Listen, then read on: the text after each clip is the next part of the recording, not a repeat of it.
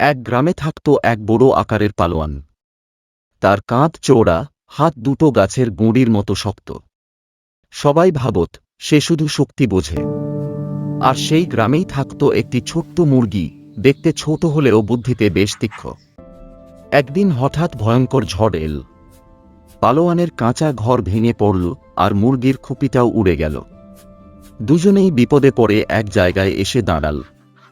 পালোয়ান বলল, আমার শক্তি আছে, কিন্তু কিভাবে ঘর বানাতে হয় জানি না।